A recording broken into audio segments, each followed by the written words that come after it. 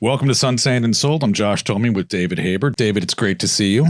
Always a pleasure. And as always, loving the shirt, loving the look. There's a story here. You're fresh off the plane from Argentina. You got to tell us the story. Well, first of all, as you know, I'm the color commentator of this show. And as a color commentator, I got to have color. So thank you for wearing the neutral tones. It works beautiful off this Patagonia shirt, which I bought in Patagonia at the original Patagonia store in Bariloche, Argentina the other day. And I bought a matching shirt for little Ari. For your grandson. That's right. It's identical to that? Yeah. Exactly the same. It is a lovely shirt. Now, Patagonia, the only Patagonia I ever owned was in high school. It was when it was very trendy for young fellers to wear that sort of sheep's wool kind of zip-up jacket thing. That was never popular in high school, and if you wore that, there's no doubt that you were what they call the black sheep. Kids at home, if you want a podcast career, it starts with the Patagonia jacket. So remember that. Well, I missed you since our last episode, so I'm glad to see you, and I'm looking forward to having dinner tonight with the wives. And I don't know where we're going yet, but I'm hopeful we'll go to a nice restaurant, and we're going to talk to our good friend Jimmy Tate, big-time developer in Dade and Broward County, as well as elsewhere. And one of the things I'm going to ask him is what he thinks of all the new restaurants that are coming into town, Michelin star restaurants and the like.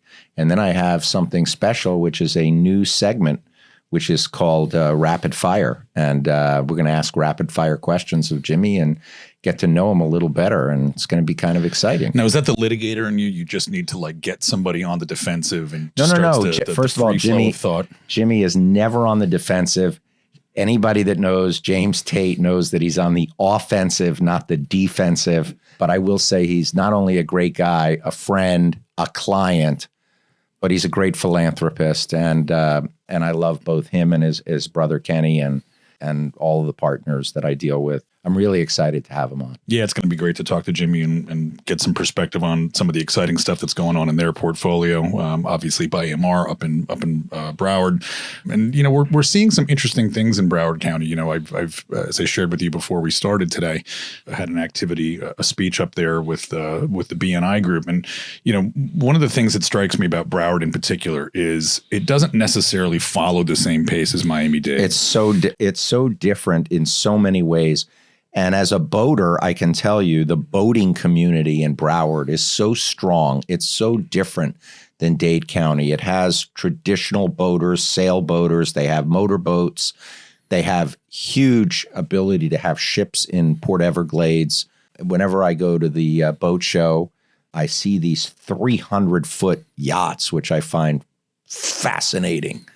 It's an interesting community. Are you jealous, David? Do you want a 300-footer?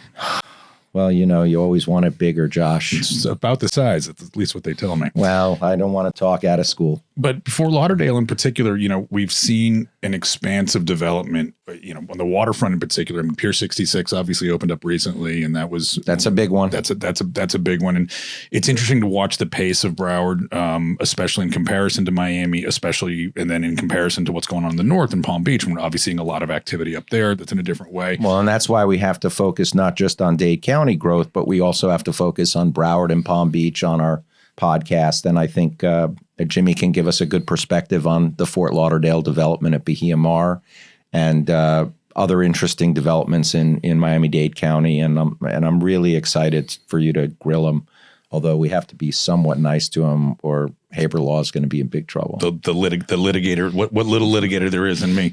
David, I'd be remiss not to also, tap on the fact that there's also been a fair amount of conversation pre-session for the Florida Senate regarding, some of the, again, refinements we're seeing around the Condo Act. I was just interviewed by AmLaw 360, which is a very big lawyer's publication, I guess it was 2 days ago. And they asked me about the new proposed bill, which is going to prevent, citizens from giving insurance to people who haven't done the work. And it's a problem because it's a catch-22. You don't have enough engineers. You don't have enough qualified contractors. You got to go get your special assessment. You got to go get your loan or raise your money from the special assessment. You need the roof done. You need the balcony work done. So what comes first, chicken or egg? You know, if you can't get the insurance, guess what? You can't qualify for the loan. Right. And so I was at a pre-session conference actually sponsored by Haber Law with another wing to it that I believe one of your partners, Marnie Reagan, was on stage for. And it was Senator. Shout out to Marnie. Senator Pizzo and Senator Bradley were there. And obviously they played a huge role in a lot of that legislation. And what's the message that's being delivered very clearly, there's not going to be any rollback on 4D of any. No, and you got to follow the law and none of this kick the can down the road anymore. But I do think it's going to be a problem when it takes 2 to 2.5 to 3 years to get this work done, how you're going to get insurance when you can't get the loan if your building's not insured. And I think what's interesting and is who wants to sit on a board where you have no insurance. I'm getting off that board yesterday. Right. And I think what's interesting is we spent so much time as those Senate bills were being codified, so much time focused on where are we getting the engineers, where are we getting the contractors, where are we getting the money. Interesting that insurance almost took a back seat in that conversation. All of a sudden now in the practical application of the law, everyone's saying, oh, wait a second, we got oh, by the way, we have an insurance issue at work here as well. Yeah, I mean, and a big one. And I will say the private insurers are throwing these buildings out saying, no, thank you. You have a leaking roof. You have balconies that are corroding.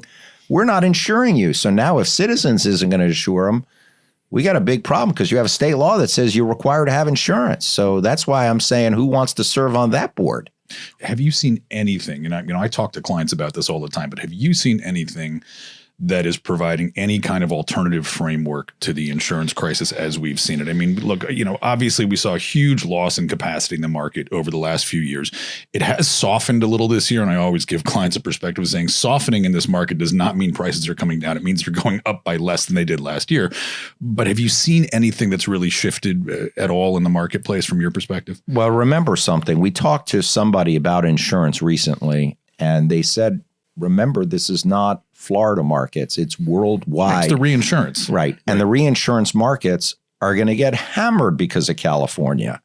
So I see next year more hammering. And I want to ask Jimmy about it because, quite frankly, it's affecting commercial properties and commercial leases in a significant way. And it's affecting the ability for people to build when they know that the insurance cost is going to affect their net operating income in commercial property. So it's not just condos. It's going to affect everybody, multifamily, pure commercial retail. It's going to affect industrial. So I really want to get his perspective on that. The only thing that I've seen, which is an interesting pivot in the marketplace, my firm on the management side, we do a lot of work with hybrid developments, mixed use assets. And one of the things that's interesting from a statistical perspective is the Q4 reports came out on development. And for the first time, we're seeing hybrid condo or condotel, this sort of new iteration of condo hotel condo, yeah, actually outpacing door-by-door development versus traditional condo for the first time in South Florida. So of the roughly 22,000 units currently under construction, a little more than half are actually condotel. And it's interesting to see that. And one of the potential benefits of that type of development, at least right now, as far as the law sits, is you can insure the commercial aspects of that under a commercial lot easier on a commercial rating versus what the condos get hammered with. And so there is some cost benefit in there. And I'm wondering if you think more developers are going to steer towards those mixed use assets or those mixed commercial parcel versus residential parcel assets. We're certainly seeing a lot of that in the marketplace here in Miami-Dade, and we're starting to see more up in Broward County as well, in some of the same modeling and iterations that we've seen here in Miami. Well, I think it creates a lot of benefits, but it also creates some problems. And the benefits are you can rent out your condominium and create income from it. Night by night, right? A lot of night by night, week by week, a month at a time, depending on what the condominium documents say. At the same time, you have what's called shared components. Shared facilities, and that's the terminology they're now using. And of course, the developer's in control of that, or the hotel owner ultimately is in control of that, because you want consistency throughout the building. You want to be able to have your brand, whether it's Four Seasons or St. Regis, or Hyatt or Marriott or whoever. They want to control the brand, and they want brand standards. They all have brand standards, which is part of their management contract with the hotel owner. So it's very interesting because there's going to be some changes there how do the owners who are in the full condo portion, how do they have any control, which they don't, in my opinion, over shared facilities or shared components? Do you see that getting addressed this year in session? I mean, I don't know, but it should be addressed at some point because there's so much hotel condo going on. And, they have addressed it slightly by talking about shared components and saying that developers or hotel owners do have the right to control shared components and that they don't have to be common elements. They've passed legislation to that effect. Because I think House Bill 1029 was one of the was you're one of the so bills. good with the numbers, buddy. It really I think that was excited. one of the ones that sort of solidified that context. At the same time, I mean, look, from my perspective, there's transparency at sale, and you're obviously provided copies of the Declaration. All that. Nobody's do people reading. read them? No, there's so much confusion. All of our readers out there, they're not, or listeners out there, nobody's reading a Declaration. Right. There's so much and confusion. Master Covenant. There's so much confusion after the fact. I've had conversations with residents, in those hybrid assets, who then, a year or two later, maybe it's turned over and they're saying, well, wait, we don't have control over the hallways and over the lobby. And I mean, they're realizing it for the first time, and they're years into the ownership already. And not only that, the original pricing of their maintenance goes up in large measure because of insurance. Sure. And so, the hotel condo concept works because, as you said, the insurance is lower. Right. So it's really, it's an interesting thing. And you and I have talked about, looking at 718 as the Condo Act here in Florida, needing to be re-legislated, needing to see the Division of Business and Professional Regulation, really take a hard look at re-engineering itself. Is this, maybe a way almost on a reverse engineering capacity that we're starting to see less control being given to, let's call it what it is, resident boards who may or may not be qualified to really, oversee the operation of these are not our grandparents' condos anymore. No, and I think about $500 million assets. I mean, should an amateur resident board even be administering that kind of facility? Well, I think I think you make a great point, and that is the legislature is seeing all of the pitfalls over the last 30 years, and they're trying to fix it by narrowing the discretion of these boards with lay people on it. At the same time, the minute they plug one hole, it bursts somewhere else. Right. Like they fix the hole, on inspections and milestones, and the next thing you know, we have an insurance problem. Then they'll fix the insurance problem. It's the old finger in the dam. You put one in and a leak Right. somewhere else. And it's going to take time. And I've said this publicly. I've said this in newspaper articles. It's going to take time. Same thing with terminations. I think they're going to have to lower the percentage to terminate, or they're going to have to increase the percentage from 5% that can block it, because some of these buildings just simply should not continue. Right. And I think that's part of the evolution of society. 70-year-old, 60-year-old buildings, at some point, you've got to say, you have a piece of property that's worth more than the building sitting on it. Right. And I think in the case of these particular type of mixed assets, we've also seen a lot of really serious litigation. We saw it at the Icon and Brickell was a notable one, the Carillon in Miami Beach. Carillon, and by the way, in direct response to the Carillon was the, what was it, House Bill 1120? 1029 or 1129, yeah. So you're seeing the legislature take an active role to try to resolve the problems that the courts, quite frankly, are stuck in the middle. And the legislature is proactively passing legislation to affect it. And there's also going to be a real tension between the owners and the developers when it comes to lobbying the legislature. And that's what we're also seeing. Have you seen any substantive shift on the condo law side in terms of a chilling effect that all of this is having on board participation? Are you seeing it get tougher to get board members on the board? I'm not seeing that. I'm not seeing people unwilling to sit on the board. I think they're somewhat naive in some cases to sit on the board. I no longer sit on a board. I don't know that I would ever sit on a board again. Not that other people shouldn't, because quite frankly, when you have a $5 or $10 or $15 million investment in a luxury high rise, you want some level of control so that some person who's really not very sophisticated doesn't take control of the board and do some foolish things. I get that.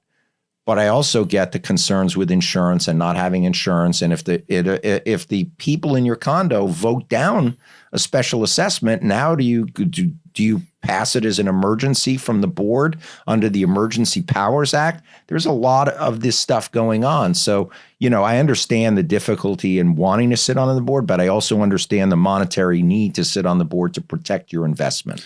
Now, on the other side of the tracks, if you will, we're seeing this impact a little bit now in multifamily because as all of these additional expenses are being stacked on top of condo associations, insurance, the SIRS requirements. People can't afford to live in condos unless they're wealthier than they used to be. And people on fixed income are going to end up in multifamily apartments. For those that don't know what multifamily it means, you don't own the condo, you're a renter in the apartment. Quite frankly, I don't know. Have you seen rents coming down? And I'm going to ask Jimmy this as well. I think rents have come down a little bit. But with interest rates as high as they are on new construction and not having enough construction of multifamily, I don't know where we're going with this. Well, it's interesting because I think where we're going is people in the middle class moving out of Miami-Dade County because they can't afford it. Well, that's what I mean. Yes. And are they going to Broward? And or where are they going? We're seeing that as much as we've been talking about the growth of the population of places like Miami, there's actually been some exit statistically. Big time exit of middle class and lower middle class. We're seeing more money come in, but we're not necessarily seeing the population explode per se. We're replacing what were Miami-Dade residents with folks from California, folks from New York, more dispensable income or disposable income rather. And so we have got a little bit of resilience that way, but not necessarily in terms of absolute numbers. And there's some resentment by people who have to leave, who have been here for 30 and 40 years, that they can't afford to live here. And we have the, the work life, how far where you work versus where you're living. And the Live Local program obviously addresses some of that. And we're going to talk with Jimmy about that as well. But what's interesting to me is we still have to solve the transportation crisis. We still have to deal with Live Local. And we also have to deal with how are we getting the service people that service these rich people? How are we getting them to work? How are we dealing with transportation? How are we going to function as a society in South Florida, all the way from Miami to Palm Beach? And my sister's flying in from New York today. She went for the weekend, and she and my other sister went to New York, and she said, I'm catching an earlier flight and I'm flying into Miami instead of Fort Lauderdale, and I'm taking Tri-Rail to get home to Boca, and my husband will pick me up at the Tri-Rail station. Not to be confused with Brightline. I hope it was Tri-Rail. Does Tri-Rail still exist? I don't even. Does Tri-Rail still run? Maybe it's Bright. I don't know. Whatever comes from the airport. I don't take. I think it's there's a couple of stops involved. Yeah. Okay. And I apologize. You and I should probably talk less about public transportation so we try to use it a little more. In fact, maybe we should be doing a remote episode on board Brightline and sort of share that experience with the listeners. Okay, I'm willing to do that. Can we go first Abraham, class? Can we do that? Can we do Can we do it? In the train, we can do that. I think that would be a fun episode. I want to go first class, though. I just want to see David on public transportation. I think that really is going to be the first hurdle. For those who don't know David personally, he drives a truck that's about the size of a small house. So it's going to be interesting to see. Thanks for putting that out there, Josh. It's a really large black truck. It is. All right. Well, with all that, shout out to Ram 1500. That's right. It's a non sequitur. But if you're a fisherman, you got to have a truck, and that's all I'm going to say. That is all you're going to say, because we're going to go to a break and join Jimmy Tate in a great conversation with him coming up. You are listening to Sun, Sand, and Soul. Join us on all your favorite social media and podcast services. I'm Josh Chalmey with David Haber. We'll be right back.